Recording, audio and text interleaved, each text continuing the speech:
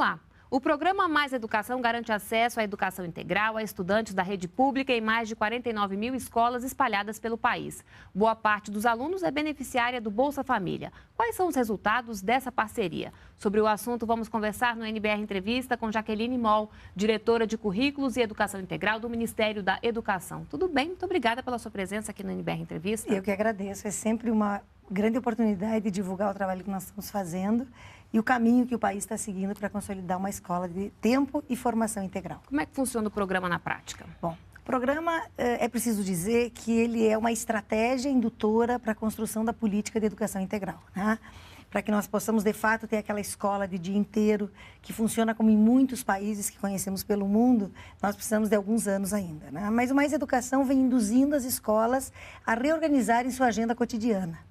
Através do programa Dinheiro Direto na Escola, o Ministério da Educação e o FNDE levam recursos às escolas para que as escolas se auto-organizem, ampliem as atividades oferecidas às crianças. Há um foco importante no que chamamos de acompanhamento pedagógico, porque entendemos que a atividade intelectual das crianças é, de fato, muito central no trabalho que as escolas realizam, mas também oferecem outras oportunidades no campo da cultura, das artes, dos esportes, das novas tecnologias, das novas mídias. Temos gerado, inclusive, Brasil afora, cerca de 10 mil jornais escolares, cerca de 8 mil rádios escolares, mais de 12 mil grupos de teatro, grupos de dança, porque precisamos entender o processo de aprendizado e desenvolvimento das crianças numa perspectiva mais ampla, né? O desenvolvimento cognitivo, o desenvolvimento intelectual não se dá apenas pelas disciplinas escolares. Elas são importantes, são estruturadoras, estão na nossa lei de diretrizes e bases, mas elas precisam de um suporte. E esse suporte tem a ver com a convivência entre as crianças, com a capacidade de resolução de problemas, com a identificação das crianças com atividades que, inclusive, possam fazer com que a escola tenha sentido na vida dessas crianças. E hoje o programa está presente em quantos estados e municípios? Todos os estados brasileiros. Nós chegamos a 4.894 municípios, né? Começamos com 90 municípios em 2008, chegamos a 4.000, enfim, quase 5 mil municípios. Pretendemos, inclusive, no ano que vem, chegar a todos os municípios.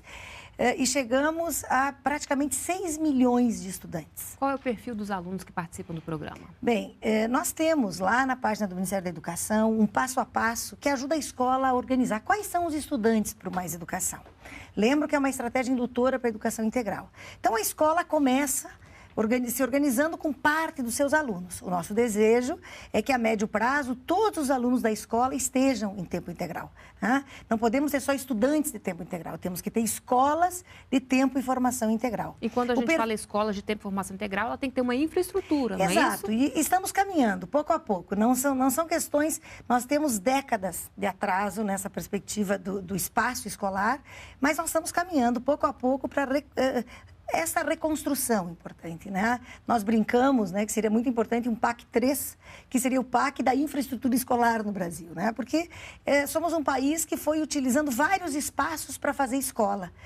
Hospitais, hotéis, lojas, né?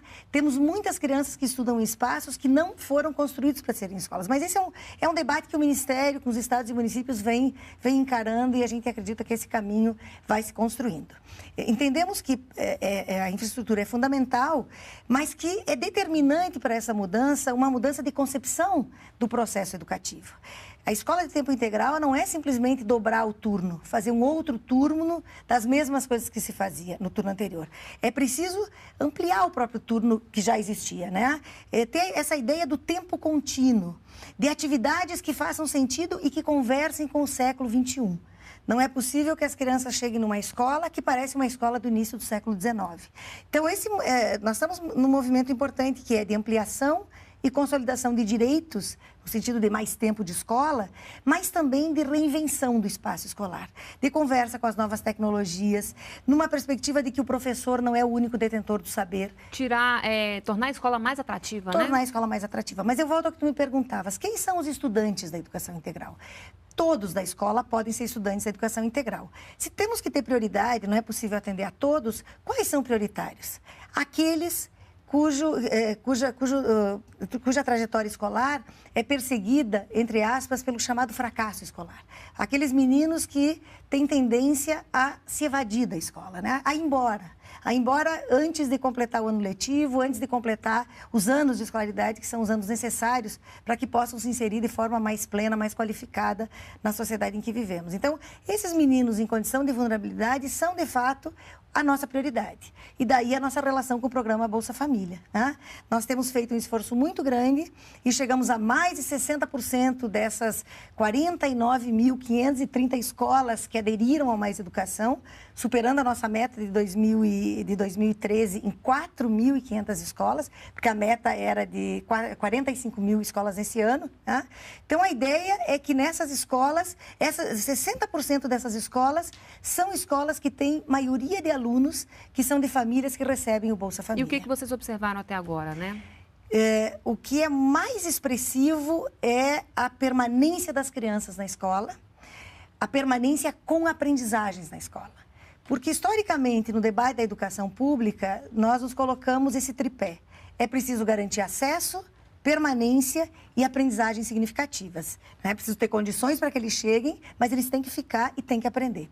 Então, nós temos estudos que mostram, enfim, nesse histórico desses 6 anos do Mais Educação, e pegamos, inclusive, o ano anterior, de 2007, o IDEB de 2007, IDEB 2009, IDEB 2011, e já aferimos que, inclusive, nas avaliações de português e matemática feitas através da Prova Brasil, essas crianças já demonstram melhoria no chamado rendimento escolar. Então, além de vantagens para a educação, para o ensino, também esse programa traz uma vantagem social também, não é Traz, isso? porque essas crianças se inserem na vida escolar, realizam aprendizagens de convivência social. Não ficam na rua, no turno Não são poucos os casos de crianças que, ao voltar para casa ao meio-dia, não encontram ninguém em casa. Porque as mães saem para trabalhar muito cedo, deixam, inclusive, o almoço pronto, às vezes na geladeira, às vezes em cima do fogão. Essas crianças almoçam na escola. Na escola, aprendem, às vezes, muitas vezes, aprendem a usar o garfo e a faca.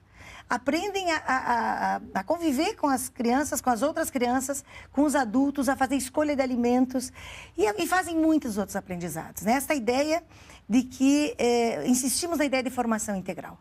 A formação intelectual é central nesse processo, porque esse é o papel da escola na nossa sociedade, mas há uma formação estética, uma formação moral, uma formação para convivência com os outros, para aqueles aprendizados que são importantes na nossa sociedade. Agora, como é que funciona? Vocês repassam o dinheiro para os municípios, que repassam para as escolas? Como é que é feita essa fiscalização? Como é que a gente sabe que esse dinheiro está sendo realmente utilizado, né, em atividades de música, enfim, todas essas coisas que você citou? Quem é que faz essa fiscalização? O dinheiro vai direto para a escola. Inclusive, eu penso que avançamos tanto, né?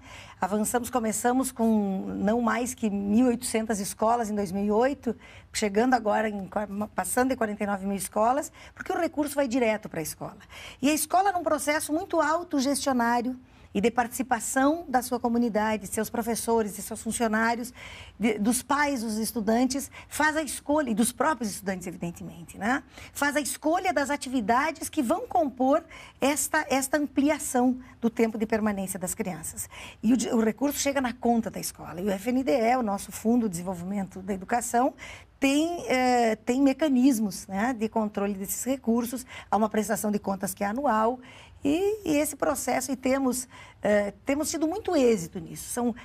Recebemos, às vezes, alguma denúncia de mau uso, há sempre investigação, e são raros os casos nos quais encontramos desvios, naqueles casos denunciados ao Ministério da Educação. Agora, vale também usar a criatividade? Por exemplo, tem muita escola que não tem recurso para fazer ampliação, não tem até espaço, né? Vale fazer uma parceria com a prefeitura ou com, enfim, a igreja, para usar um salão, para poder desenvolver esse tipo de atividade? Vale isso também? Mais do que isso. Lá nos fundamentos do programa Mais Educação, no primeiro documento que produzimos já junto com o Conselho de Secretários Municipais, Estaduais de Educação, com as universidades, já falávamos da ideia de um território educativo. Não é possível imaginar que se eduque na contemporaneidade só dentro da escola. A escola precisa dessas relações, tendo ou não tendo espaço. Se não tem espaço, há um motivo a mais para isso. Mas todos os espaços disponíveis. E eu vou te dar um exemplo que é muito interessante. Natação. Não são muitas as escolas públicas brasileiras que têm piscina. Mas há muitos clubes no Brasil e há muitas regiões, né? Não a minha no sul, onde faz bastante frio, sobretudo nessa época, mas há muitas regiões que têm sol e calor o ano inteiro. E nós temos tido uma relação muito profícua, inclusive com clubes esportivos, né? Com secretarias de esportes, né? No âmbito da relação intersetorial, e as crianças estão nadando. Temos até o ano passado, 400 mil alunos nadando em piscinas que não são piscinas das escolas. Então, essa relação com os espaços das cidades não é só possível, mas ela é desejada, porque a escola precisa também ajudar esses alunos a conhecerem o espaço no qual eles vivem. Então, as praças, os parques, os meios de comunicação, as câmaras de vereadores, as bibliotecas públicas, os espaços de ciência, os espaços de arte, se há museus, isso precisa fazer parte dos itinerários formativos que se oferecem às crianças que estão na escola pública. Qual é o papel do governo federal, de estados e municípios nesse programa? O papel do governo federal é o papel de indutor desta política, né? Há um investimento muito sério, um investimento crescente, só em dinheiro direto na escola, como transferência voluntária da União, nós passamos de R$1 bilhão nesse ano, só para o PDDE. Lembro aqui que para essas matrículas, nós triplicamos e um pouco mais o recurso diário da alimentação. Então, há um montante importante de recursos sendo investido nesta indução de política. Os governos estaduais e municipais, na autonomia que têm, seguramente precisam abraçar essa agenda. Eu lembro que no nosso Plano Nacional de Educação, em debate no Congresso Nacional, a meta 6 é específica da educação integral. Nós pretendemos, em 2020, termos 50% das escolas públicas do país em tempo integral e pelo menos 25% da matrícula, tá? O que vai passar no ensino fundamental de 8 milhões de estudantes. Não é pouco, tá? Então, nós temos um papel, esta relação federativa do governo federal, estados e municípios para consolidar uma agenda que tem benefícios não só no campo da educação. Quer dizer, uma criança que está todo dia na escola, evidentemente que nós temos impacto, inclusive no campo da saúde. Há estudos realizados em municípios que já vêm implantando a educação integral. Um exemplo muito bonito e muito recente é Governador Valadares, em Minas Gerais, Apucarana, no Paraná, Palmas, Tocantins. Há um impacto importante na saúde das crianças, né? Na diminuição dos gastos com doenças, porque as crianças vão construindo uma alimentação mais saudável, passam a conviver num ambiente que lhes dá condições de um desenvolvimento pleno. E o resultado tem sido muito bonito. Bom, para a gente encerrar, né? As escolas que ainda não aderiram ao programa, o que elas têm que fazer? Muito bem, as adesões de 2013 estão terminadas, né? Como eu disse antes, 49.530 escolas. O nosso objetivo no ano até 2014 é chegar a 60 mil escolas. Pretendemos, em meados de outubro, abrir adesão para as novas escolas. Voltando às prioridades em termos de adesão de escolas. Escolas com maioria de crianças do Bolsa Família, escolas com baixo IDEB. Então, nós temos sempre essa perspectiva de que ampliar a jornada seguramente dá possibilidade de que essa criança tenha, sim, um desempenho melhor. Porque fazendo um conjunto de atividades significativas para a sua vida, participando de um grupo de teatro, da banda da escola, ajudando a organizar o jornal escolar, ela seguramente vai estar mais mobilizada para as atividades, para as tarefas que são, diria assim, estritamente escolares. Tá certo, muito obrigada pela sua presença aqui no NBR Entrevista e até uma próxima oportunidade. Eu agradeço e também espero poder voltar. Mais uma vez, obrigada. Bem, outras informações na página do Ministério da Educação. E para rever essa entrevista, é só acessar o endereço que aparece agora aí na sua tela. Muito obrigada pela companhia. Continue com a gente aqui na NBR, a TV do Governo Federal.